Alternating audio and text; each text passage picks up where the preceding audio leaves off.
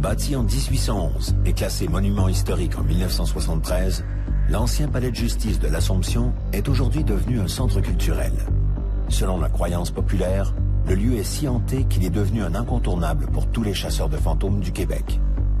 Aujourd'hui, notre enquêteur tentera de faire la lumière sur l'efficacité de la quincaillerie utilisée pour chasser les revenants.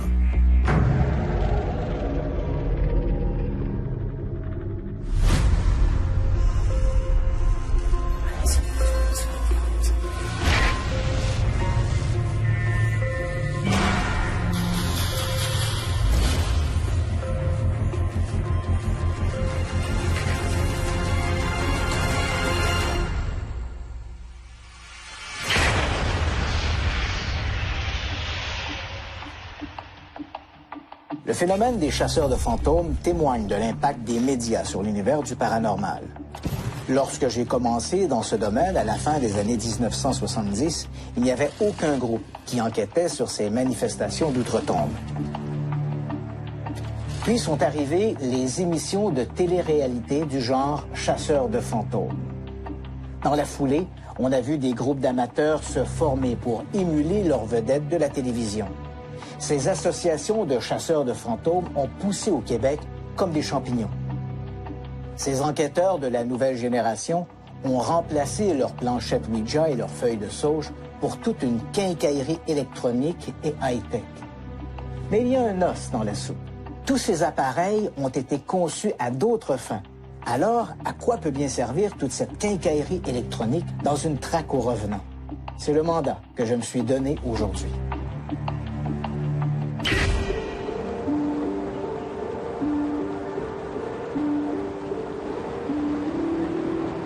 Sur les terres de l'ancien palais de justice de l'Assomption qu'a été construit vers 1780 un premier édifice à la demande des seigneurs du Saint-Sulpice. Au 18e et 19e siècle, le bâtiment a connu plusieurs altérations. Puis, le palais de justice de l'Assomption, tel qu'on le connaît aujourd'hui, date de 1811. Dans les années 1970, le bâtiment a été abandonné. Il est demeuré désert pendant de longues années. Au début des années 1980, Françoise Mirand, l'actuelle propriétaire, a racheté l'édifice et entrepris de le restaurer. Dès son arrivée sur les lieux, Christian va rencontrer l'équipe de fantomemontréal.com, venue enquêter sur les phénomènes paranormaux à l'Assomption. Alors, j'imagine que c'est pas la première fois que tu entends parler du lieu ou que tu viens sur le lieu. Effectivement, ça fait plusieurs reprises. Ça doit faire environ 8 à 10 fois. Donc, c'est un lieu que vous connaissez bien. Je le connais très bien, oui. Même si notre chasseur de fantômes semble bien connaître l'histoire des lieux, Christian tient tout de même à départager le folklore de la réalité en rendant visite à l'historien Claude Martel. Évidemment, c'est un édifice qui est à même le développement de l'Assomption. Donc, en 1842, ça devient le bureau d'enregistrement du comté de l'Assomption. Par la suite, en 1849, va arriver le palais de justice. Et en 1855, ça devient le bureau comté. Donc, le bureau de comté, c'est l'espèce d'hôtel de ville pour aujourd'hui. Et quand on parle du vieux palais de justice, évidemment, ce qui frappe quand on visite les lieux, c'est bien sûr la présence de ce tribunal au 2e étage. On raconte même que des gens auraient été pendus, auraient été exécutés sur le terrain. Malheureusement, je pète votre balle. C'est ce qu'on appelle une cour de circuit. Aujourd'hui, on appellerait ça la cour municipale ou la cour des petites créances. Rien pour condamner quelqu'un à la pandémie. L'édifice est abandonné, mais il est classé monument historique. Donc, pas question de la détruire. C'est un local qui va devenir un endroit squatté. On sait que c'était des jeunes qui venaient faire des séances de Ouija, des messes noires, toutes sortes d'espèces d'activités de sciences occultes. Ces événements-là vont amener quelques années après des chasseurs de fantômes. Alors, moi, quand j'ai appris ça, mon premier intérêt, c'était de voir à ceux qui ont vécu ici pendant que c'était une résidence ou des bureaux. Et jamais on n'a manifesté la moindre chose anormale. Alors, il apparaît véritablement que c'est à partir des années 2000 que les manifestations, si je peux appeler ça comme ça, vont commencer à se présenter auprès des gens qui travaillent ici.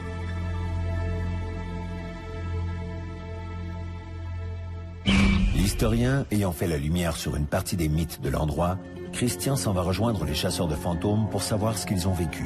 La fameuse chambre 7, le propriétaire de l'endroit m'a raconté que Il y avait quelqu'un qui était couché dans le lit. OK. Puis qu'ils ont entendu comme un roulement, une bille qui roulerait par terre. OK. Ils ont allumé la lumière, puis il a vu la bille sortir du garde-robe puis rouler dans la chambre.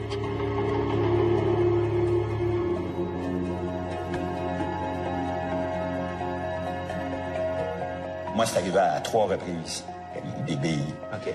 Il y avait une dame qui était assise à peu près dans le milieu, ici, sur la 2e rangée. Et j'ai vu, de mes yeux une bille tomber du plafond, puis lui tomber sur la tête. OK. Et elle a fait, qu'est-ce que c'est ça? Mais moi, je l'ai vu, la bille. Puis après qu'elle est tombée sur la tête, on l'a entendu tomber sur le sol. Elle l'a ramassée. OK.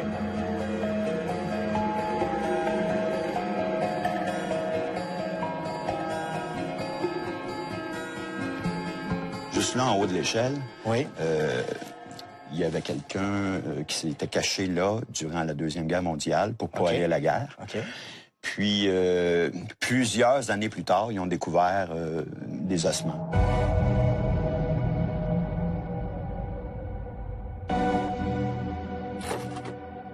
Est-ce que celle-là, ça vous appartenait, ce morceau-là?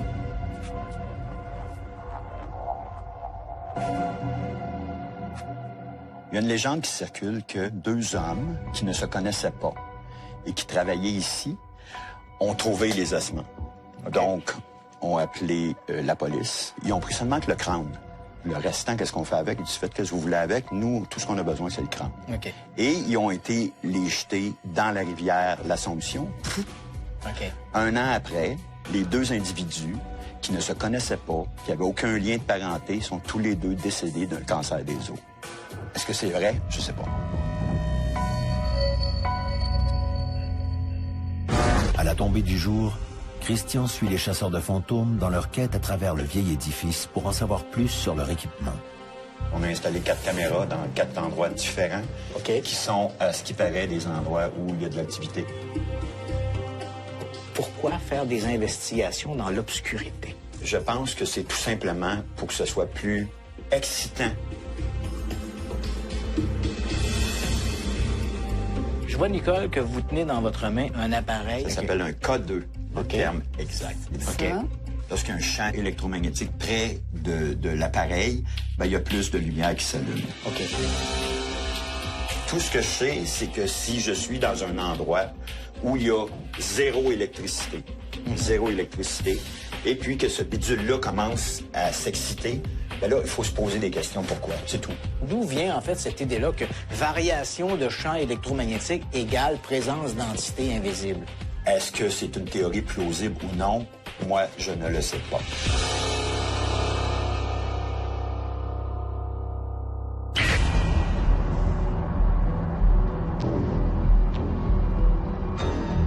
Christian est sceptique quant à l'utilisation que font les chasseurs de leurs appareils.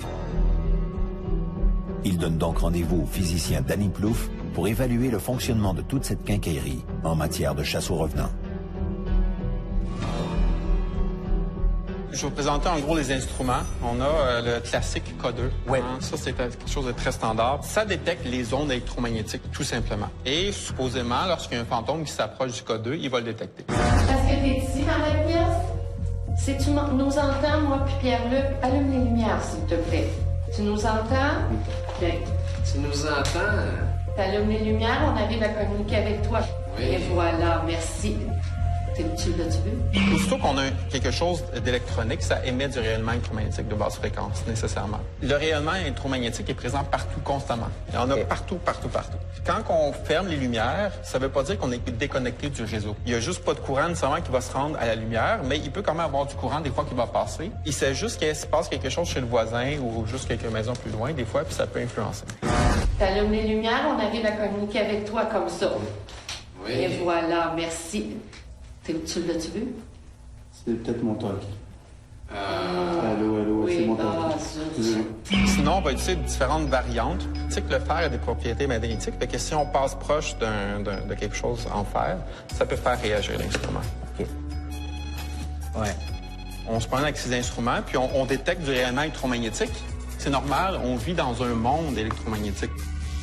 Si je simule le circuit électrique qu'on utilise dans nos maisons, ce qu'on a dans nos maisons, donc les mêmes qui passent dans les fils, comme on voit, lui réagit, lui réagit et lui réagit.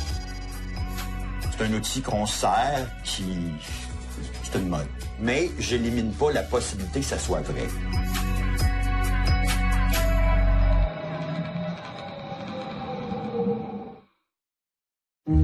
Comme le physicien l'a démontré, le K2 ne sert à rien pour chasser le fantôme. Christian poursuit donc son enquête pour évaluer la pertinence des autres appareils que les chasseurs utilisent. Fait qu'on voudrait savoir s'il y a quelqu'un qui voudrait communiquer avec nous autres. Pourquoi vos os sont ici? La boîte fantôme ici, de fantôme, c'est juste une radio.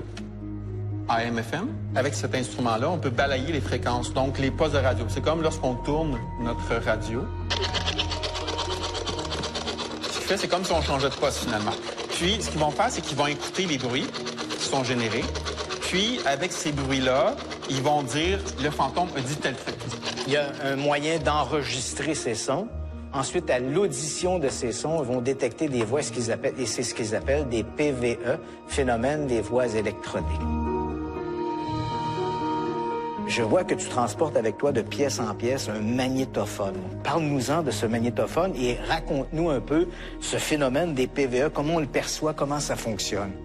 Au départ, tout ce que j'avais, c'était un enregistreur numérique ordinaire qui compressait les fichiers. OK. Celui-là est de meilleure qualité. Il y a plusieurs musiciens qui se servent de cet appareil-là pour s'enregistrer, parce que ça enregistre en stéréo. OK. Et il ne compresse pas les fichiers, c'est en wave. Donc, la qualité du son, elle est... Optimum. Elle est parfaite. Ici, au Palais de justice, puisque tu es venu à quelques reprises, est-ce que tu as obtenu des enregistrements significatifs?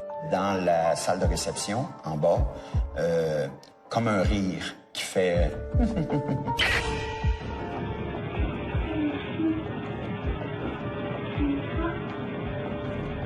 Comment être certain que ce n'est pas une transmission parasitaire que l'appareil a captée? Il est possible que ce soit taxi, whatever. Quand je fais une enquête, j'ai jamais mon cellulaire sur moi en partant. OK. On essaie d'éliminer un certain nombre de possibilités. OK. Les chasseurs de fantômes, ce qu'ils cherchent souvent, c'est d'avoir le plus de bruit possible. Donc, je vais le mettre en AM ou FM, c'est une préférence. Allons-y pour le FM. Le FM, c'est meilleur le AM, parce qu'il y a plus de bruit. Ah, OK. Puis, ce qu'ils vont faire, c'est qu'ils vont écouter les bruits qui sont générés. Puis, avec ces bruits-là, ils vont dire « le fantôme a dit tel truc ». Okay. On entend des voix. Exact. D'où viennent ces voix? Nécessairement, on va entendre des postes de radio, hop, qui vont, hop, on entend ici. Ouais, OK. En fonction du poste où est-ce qu'on est, ça va changer le bruit qu'on entend. Ouais. Donc, parce qu'il y a un changement dans l'intensité du volume, on peut associer un mot, puis dire « oups, le fantôme a dit tel truc ». Si les fantômes existaient vraiment, puis communiquaient avec cet instrument-là, comment ils savent générer une onde qui est détectable par une radio? Si tu donnais un fantôme, je pense pas que soudainement, tu comprendrais comment ça fonctionne.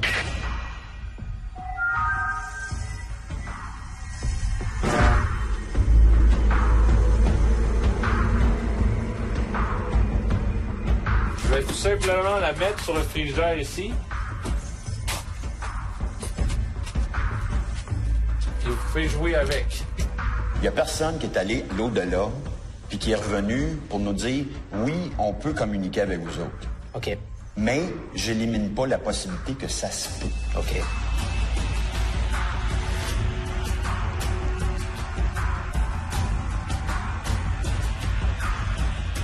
Gabriel a amené avec lui un appareil qu'on retrouve également dans la quincaillerie des chasseurs de fantômes. C'est la caméra thermale.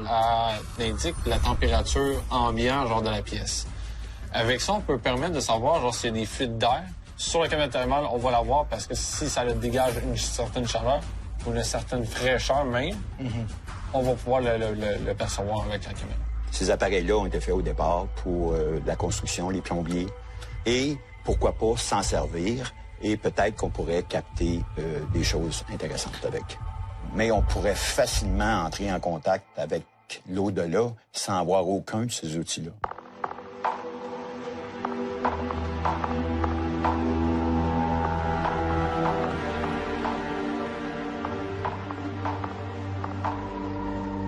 Tout toutes les fois que j'ai vu des chasseurs de fantômes se promener avec ce genre d'instrument-là puis mesurer des trucs comme ça, pour moi, c'est normal. Ça démontre juste dans quel monde on vit. Moi, ce que j'ai vu, les chasseurs de fantômes sont incapables d'expliquer qu'est-ce que ça détecte. Et dans toute la quincaillerie du chasseur de fantômes, à ton avis, quel est l'outil le plus précieux et le plus significatif? Mon cerveau. C'est juste mon cerveau qui va faire la distinction. C'est juste mon cerveau qui va être capable d'évaluer qu'est-ce qui vient de se passer.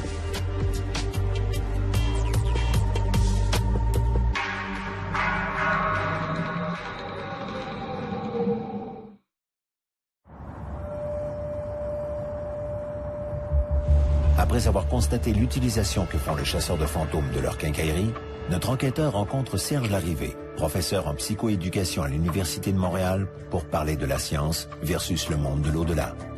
Ces gens-là récupèrent en fait cette quincaillerie et cette quincaillerie donne une fausse impression de science. Comment on doit réagir quand on entend ce genre de discours? Quand on a affaire à ce genre d'expérience-là, on a affaire essentiellement à des croyants. Donc, qui vont tout faire pour confirmer leurs croyances. Alors, et toute cette quincaillerie-là ne sert strictement à rien. L'autre phénomène important en science, c'est que on dit souvent un fait n'existe pas s'il n'a pas été reproduit. Alors, comment voulez-vous reproduire ça alors que le fantôme se manifeste une fois de temps en temps? Pourquoi il se manifeste? Parce que là, les gens y croient. Puis quand il se manifeste pas, semble-t-il, c'est parce qu'il y a des gens qui doutent dans la maison. En science, on doit tout faire pour démolir nos théories. Et si on n'y parvient pas, c'est qu'ils sont temporairement non faux, la science étant biodégradable, en tout cas en sciences humaines. Ouais. Si quelqu'un nous démontre que l'on se trompe, on devrait faire une fête parce que ça veut dire qu'on s'approche de la vérité. On doit aller jusqu'au bout de nos arguments, puis quand il n'y en a plus, on laisse tomber. Contrairement à la politique, faire des erreurs, c'est fondamental. Autrement dit, la science progresse par correction d'erreurs. Hein? On n'a pas besoin de démissionner, nous, quand on se trompe. Hein? On a simplement qu'à dire « je me suis trompé », voilà.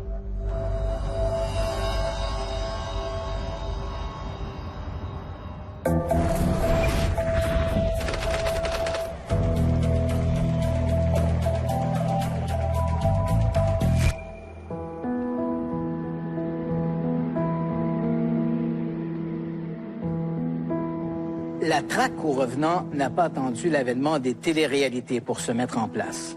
En fait, si la diffusion d'émissions consacrées aux chasseurs de fantômes a fait des émules partout en Amérique du Nord et même en Europe, l'investigation dans de soi-disant lieux hantés existe depuis des générations.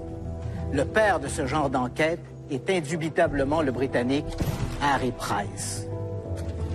Ce fils d'épicier londonien, né en 1881, s'est découvert très tôt une passion pour le bizarre et l'insolite.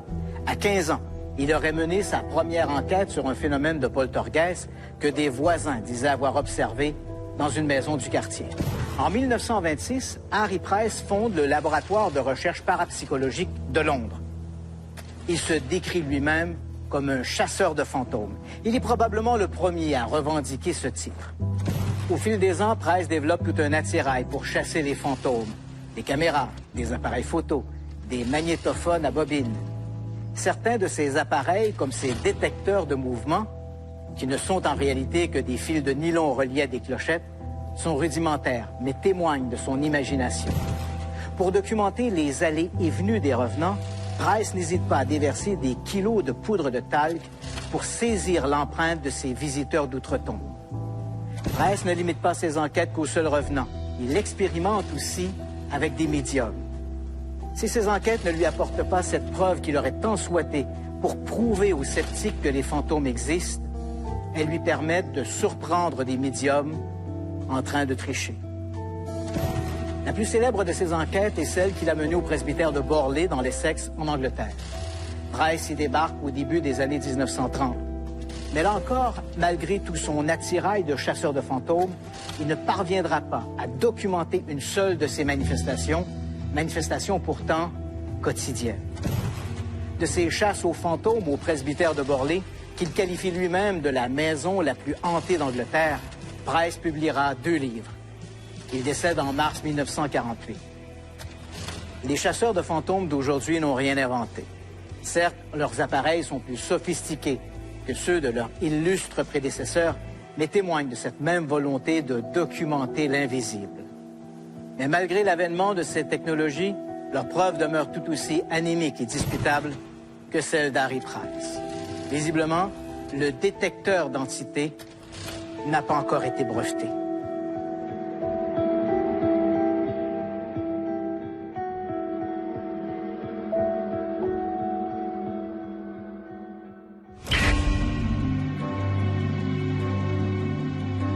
Les chasseurs de fantômes se sont multipliés au Québec. Tous ces groupes s'en remettent à peu près à la même quincaillerie pour documenter ces soi-disant manifestations de l'au-delà. Malheureusement, comme on l'a vu, ces équipements sont à peu près inutiles dans ce genre de traque aux revenants. Les chasseurs de fantômes croient à tort qu'en utilisant de l'équipement électronique, leur approche sera plus sérieuse et plus scientifique. Bien sûr, tout cela est faux. Si les fantômes existent, il est clair que nous n'avons pas réussi à les documenter à la satisfaction de la science. Et ce n'est pas quelques photos floues ou des bruits parasitaires sur des enregistrements plus ou moins sérieux qui convaincront les milieux académiques de l'existence de l'au-delà. Mais restons prudents.